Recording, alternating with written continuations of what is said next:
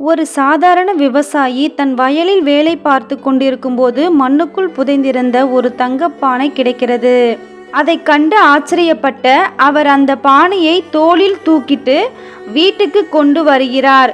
வீட்டுக்கு வந்த பின்பு அந்த பானைக்குள்ள விவசாயியும் ஒரு புறாவும் சேர்ந்து நிறைய முட்டைகள் அடுக்கி வைக்கிறார். சில நேரத்தில் அந்த முட்டைகள் எல்லாம் தங்கமாக மாறி மின்ன ஆரம்பிக்குது. இதை பார்த்த விவசாயி சந்தோஷத்தில் பைத்தியம் பிடிச்சவன் மாதிரி ஆகி அந்த தங்கப்பானையும் தங்க முட்டைகளையும் தன்னிடமே வைத்துக்கிட்டு தூங்கி விடுகிறார்.